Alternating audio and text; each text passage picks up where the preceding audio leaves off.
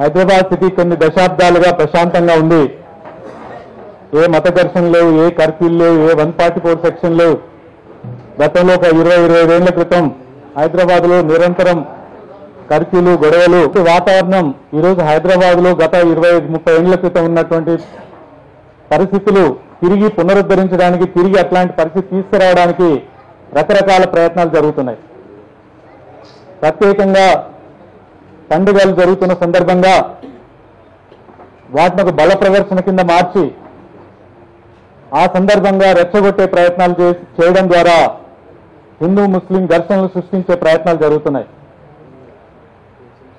అదే సమయంలో కొన్ని ఇన్సిడెంట్స్ మనం ఊహించని కొన్ని సంఘటనలు ఈ మధ్య కాలంలో జరిగినాయి.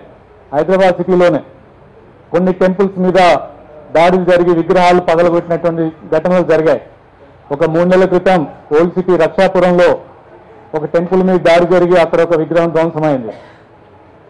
దేవీ నవరాత్రులు జరుగుతున్నప్పుడు ఎగ్జిబిషన్ గ్రౌండ్ లో అక్కడ ఉన్నటువంటి అక్కడ విగ్రహాన్ని ధ్వంసం చేసిన ఘటన జరిగింది.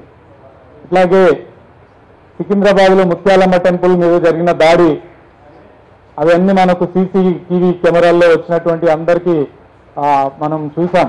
యూట్యూబ్లో అంతటి కూడా పెద్ద ప్రచారం జరిగింది. ఈ ఘటనలు జరిగాయి. ఈ ఘటనలకి ఆ జరిగిన ఇన్సిడెంట్స్ ఏం జరిగింది ఏమిటనేది అప్పటికప్పుడు పోలీసు వాళ్ళు రక్షాపురంలో జరిగిన ఇన్సిడెంట్ పాల్పడిన వ్యక్తిని అరెస్ట్ చేసి జైలుకు పంపారు. అదే రకంగా ఎగ్జిబిషన్ గ్రౌండ్ లో జరిగిన ఘటనలో దొరికిన వ్యక్తిని, అతన్ని కూడా ఎవరు ఏమిటి వివరాలను బయటపెట్టారు. సికింద్రాబాద్ ముత్యాలమ్మ టెంపుల్లో డైరెక్ట్ ప్రజలే పట్టుకొని కొట్టి పోలీసులకు హ్యాండ్ ఓవర్ చేసిన ఘటన జరిగింది. ఇట్లాంటి ఘటన పాల్పడే కొంతమంది వ్యక్తులు, కొంతమంది వ్యక్తులు, కానీ దానికి మతం రూపం ఇచ్చి మతం రంగు పులిమి ఇది ఒక హిందూ ముస్లిం తగాద కింద మార్చే ప్రయత్నం జరిగింది. దాడి జరిగిన గుళ్ళ మీద దాడి జరిగినప్పుడు ప్రతి దాడిని వామపక్ష పార్టీలు తీవ్రంగా ఖండిస్తున్నాయి. ఎందుకంటే నేరం చేసిన వాళ్ళు ఎవరైనా, అది ఏ మతమైనా, అతను దేనికి సంబంధించిన వ్యక్తి అయినా అతన్ని చర్య తీసుకోవాలి. కానీ ఘటన పాల్పడ్డ వ్యక్తిని, ఆ వ్యక్తి మతాన్ని ఆధారం చేసుకొని ఆ మతానికి వ్యతిరేకంగా విద్వేషాన్ని రెచ్చగొట్టి ఆ మతం మీద దాడి చేయాలి అనే ధోరణిలో ఈరోజు క్యాంపెయిన్ హైదరాబాద్ సిటీలో జరుగుతుంది. ముత్యాలమ్మ టెంపుల్ మీద దాడి ఘటన జరిగిన తర్వాత భారీ ఎత్తున RSS, BJP, విశ్వ హిందూ పరిషత్ అంతా వేల మందిని అక్కడికి సమీకరించి ఒక పెద్ద ఎత్తున బంద్ నిర్వహించి అక్కడున్న మసీదు మీద దాడి చేయాలని ప్రయత్నం చేసి, అక్కడ ఒక కోచింగ్ ఇన్స్టిట్యూట్ ఉండే దాని మీద దాడి చేయాలని ప్రయత్నం జరిగినాయి. ఈవెన్ ఎగ్జిబిషన్ గ్రౌండ్ లో కూడా అదే ఘటన, అదే రకమైన టెంపో క్రియేట్ చేసే ప్రయత్నం జరిగింది.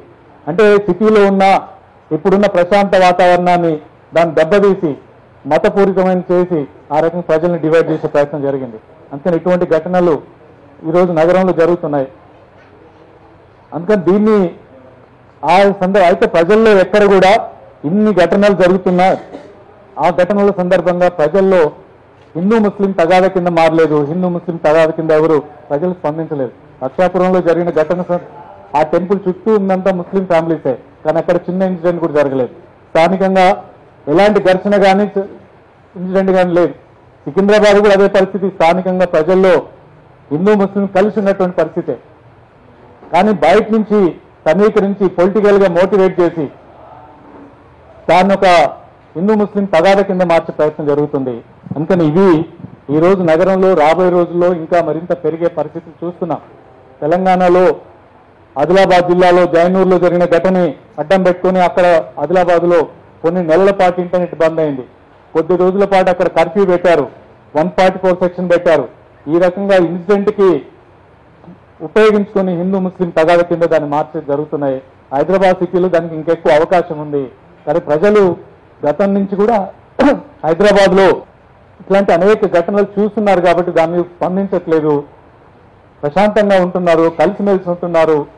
మన హైదరాబాద్కున్న గంగా జముని తహజీబ్ కింద మనం చూస్తున్నాం. ఆ రకమైన ఉన్న వాతావరణం చెడగొట్టే ప్రయత్నం జరుగుతుంది. ప్రత్యేకంగా గణేష్ ఉత్సవాలు జరుగుతున్నప్పుడు అదే సందర్భంలో మిలాదున్నబీ వస్తే రెండింటిని ఒకే రోజు కాకుండా మార్చి డేట్లలో పోలీస్ యంత్రాంగం మార్పు చేసింది. దాని కారణంగా ఎలాంటి అంటువాడి ఇన్సిడెంట్ జరగకుండా దాని జాగ్రత్త తీసుకున్నారు. అంతేకాకుండా పోలీసులు మరికొన్ని యాక్షన్ కూడా తీసుకున్నారు.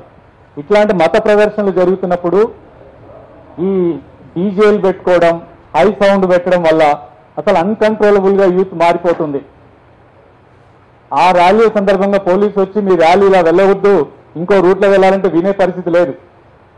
అందుకే పోలీసులు గణేష్ ఉత్సవాల తర్వాత సిటీలో డీజేలు, మత ప్రదర్శనలో డీజేల వాడకాన్ని నిషేధించారు. ఎక్కువ సౌండ్, హై సౌండ్ను వాడడాన్ని నిషేధం పెట్టారు. సో చట్టం ప్రకారం నడవాల్సిందే, ఇష్టారాజ్యంగా మీరు అనుకున్న పద్ధతులు చేస్తే కుదరదని చెప్పారు. ఆ రోజు అన్ని రాజకీయ పార్టీ అందరం కూడా సపోర్ట్ చేశాం దాన్ని. దీన్ని కంట్రోల్ చేయాల్సినటువంటి అవసరం ఉంది. ప్రజా జీవనాన్ని డిస్టర్బ్ చేసేదానికి ఎట్లాంటి అవకాశం ఇవ్వకూడదు. హైదరాబాద్ ఇమేజ్ని దీన్ని కాపాడుకోవాలి. ఆ రకంగా హైదరాబాద్లో అనేక సమస్యలు ఉన్నాయి. వాటి మీద ఆ పరిష్కారం కోసం కాకుండా ఈరోజు మత చర్చలే ఎక్కువ జరుగుతున్న ఘటనలు ఉన్నాయి. ఇవి రాష్ట్ర వ్యాప్తంగా కూడా జరుగుతున్నాయి. ప్రత్యేకంగా హైదరాబాద్లో వచ్చే ఏడాది గ్రేటర్ హైదరాబాద్కి మున్సిపల్ కార్పొరేషన్ ఎన్నికలు ఉన్నాయి. దాన్ని దృష్టిలో పెట్టుకొని కూడా హైదరాబాద్లో ఇట్లాంటి దాన్ని ఇంకా పెంచేదానికోసం కొన్ని శక్తులు ప్రయత్నం చేస్తున్నాయి. అందుకని నగర ప్రజలు అప్రమత్తంగా ఉండాలి. నగరంలో ఇట్లాంటి ఇన్సిడెంట్స్ అవకాశం లేకుండా మనం నగరంలో వాతావరణాన్ని మనం కాపాడుకోవాల్సిన అవసరం ఉందని చెప్పి వామపక్ష పార్టీల తరఫున అప్పీల్ చేస్తూ